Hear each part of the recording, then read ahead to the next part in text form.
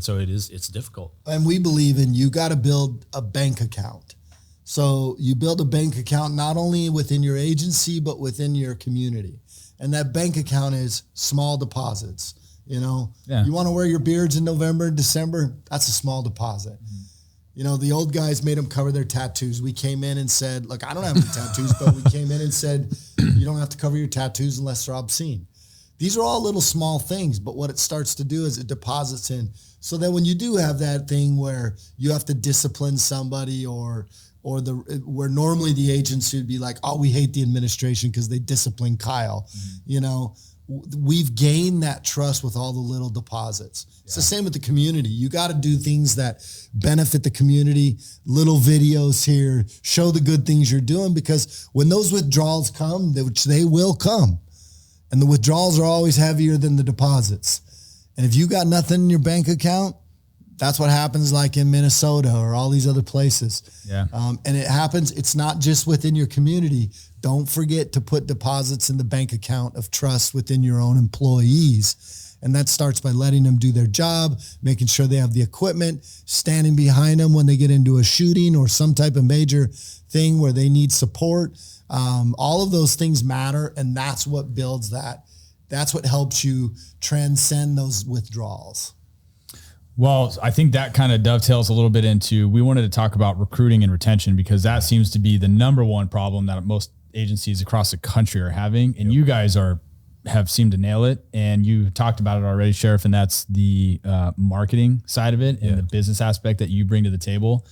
And what you guys do is pretty interesting. I mean, you guys are like on the forefront of social media, now YouTube. You know, with your Fridays with Frank, we were talking about, people get a kick out of that stuff. And if you look at the views on YouTube on it, it's in the hundreds and thousands.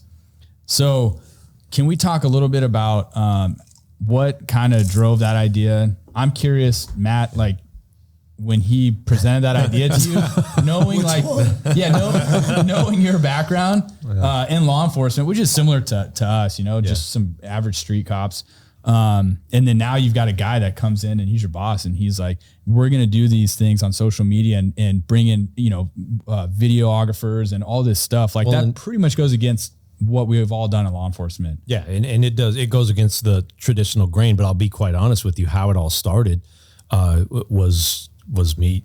I don't want to take full credit for it, because it was a conversation that I had that I then relayed to him that started this ball rolling, right? And so there were two things that helped us progress forward. And one of them was, I had always felt the way that we did PIO work in law enforcement was wrong. We tried to train cops to be professionals in media, and they knew nothing about that world. And so that was one of the things I told him that I felt we needed to switch, and we needed to recruit from the media world and just teach them about the cop stuff. That would be way easier. So that was one of our first moves. And then one of our other moves is I had done some media work locally because we had the spotlight on us for a few years because of the smuggling stuff. So I had made a lot of contacts in the TV world. And so one of those contacts reached out and said, hey, there's this new thing called Live PD, and we want you guys to like talk to us about it, and we'd like to have your agency on board. And this particular guy is a good friend of mine. And I said, dude, we are literally like 2 to 3 months into our new administration. I do not have time for this bullshit. So no, we'll pass. It's a hard pass. And we'll talk to you later, like later in the year, to see if it's even a possibility. So I kind of let him know, like, hey, this guy said this, but really, dude, we need to focus. And he was on board. He was like, yeah, man, we got way too much going on right now. I would say we're like baby deer on ice. Yeah. So figured out. He came back later that year. It was October. It was towards middle of October, I think it was. Maybe late October. I think it was like somewhere September, October, somewhere in there. So they come back and they said, hey, we want to talk to you about it. And I said, okay. So I told him, hey, they want to interview me to see if we fit what they want or looking for. And he's like, do it. So, okay. So I had gone to Colorado for a sheriff's training on a Monday, flew on a Sunday, started on a Monday, started the conversations on Monday. Yeah. Wow. And so by Friday they were filming. Yeah. No shit. No way. I do the interview, and they said, we'll call you back. And they literally called back, I think within 30 minutes. And they said, okay, you guys are in and we want to be there filming next week. And I was like, holy shit, whoa. Like there's a lot that needs to be done, right? With contracts, IGAs, all that kind of crap, right? And so we slowed the boat down a little bit. And then the sheriff kind of took it from there. Yeah. Well, and we came in, when I told Matt, I said, one of the things we're going to do is we're going to brand the agency. We're going to make Pinal County a brand name. I want everybody in the state to know where Pinal County is, and we want people in the country to know. Look, Pinal County is between Phoenix and Tucson, but the majority of our competition is Chandler PD, Mesa PD, Phoenix PD, Gilbert PD. Like we have all these big agencies that pay more. They're great places to work. And so the only way to compete with them is your product has to be more enticing to the client. And the client is, who do I want to come work for me? So we set out to where we said, look, we need new guys and we also need seasoned guys. And so we started branding our agency to seasoned veterans that would bring the experience to the table, who already knew they wanted to do the job, unlike the new kids who still don't know. They like do it for a couple of years and decide it's not for them. Yeah. And plus the retirement changes, there's a whole myriad of things. The second thing is I said, look, I'm not going to be like everybody else. I'm not wearing a uniform for the most part. For one, I think that's what the deputies wear, and I'm not pretending to do the job. I can't stand it when chiefs show up in a uniform that I know they haven't been out on the road, done a daggum thing in a long time. Yeah. And so those troops are out there doing that work every day. And so I said, I'm going to be different. And I told them, I said, look, we're going to get pushback. There's going to be a lot of people talking crap. All the long-term cops, they're not comfortable with that. And I said, but just give it like 6 months. It'll be fine. And sure enough, about 6 months later, if I started wearing uniforms, they'd be like, oh, this looks weird. Yeah. I think it was two things. It was that specific conversation where he was talking about branding and stuff. He's like, I'm going to allow goatees and I'm not going to wear a uniform. And I'm like, oh man, you're killing me, bro. Because I'm a uniform guy. And I said, you're the sheriff. You can do whatever you want. And I said, but from me down, that should be uniforms. And he's like, no, I'm talking me, the sheriff. And I'm like, all right, I can live with that. That's a good, we're good. And then he said the goatees. And I was like, oh, man, I'm a traditional uniform guy, the goatee. And he's like, trust me. And I said, okay, man, let's do it. And surprisingly, and I had been institutionalized, right? And because I was like, I don't know if the citizens are going to like it, because you're pounded over your career. This is the way we do things. This is what the citizens want. And I'm here to tell you guys, a lot of that is bullshit.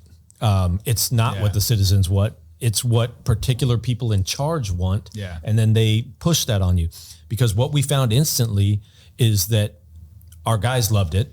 It just by itself, the goatee increased morale, which is amazing, right? The tattoos increased morale because the guys with like me, it's an expression of stuff that means something to me. And so they wanted the same thing, the goatee. It's an easy solution to let them just wear some facial hair. And now we're full beard. We allow full beards. But all of that stuff got us those investment points.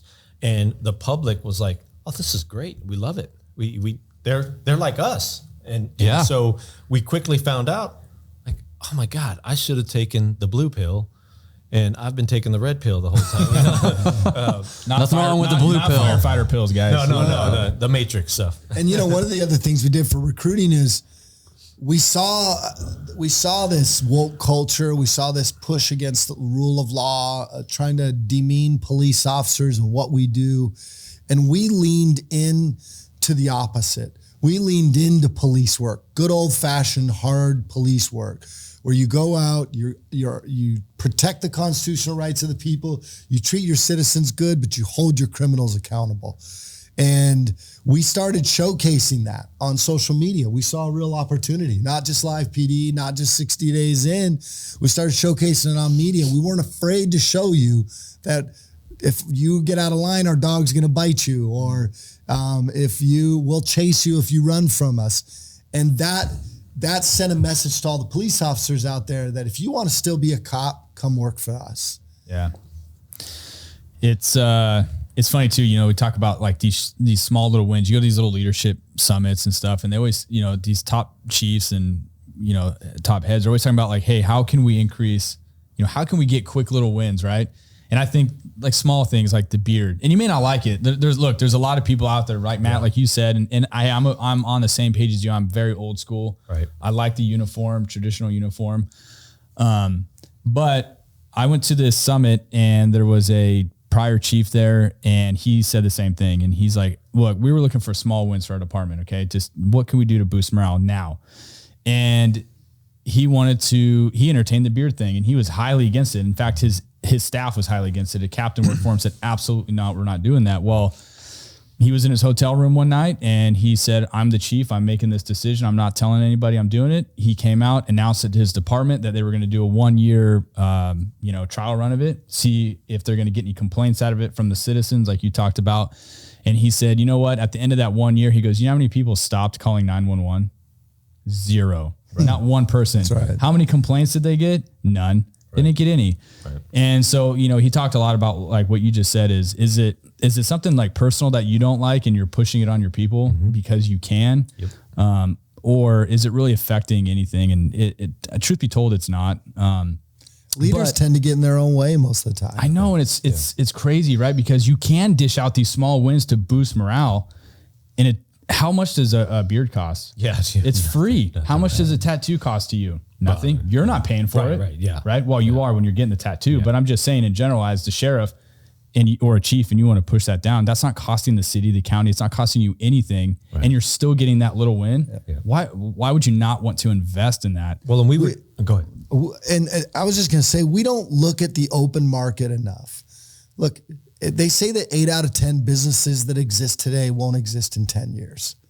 What does that say? That means that everything changes. 10 years ago, Facebook was barely coming around. You know what I mean?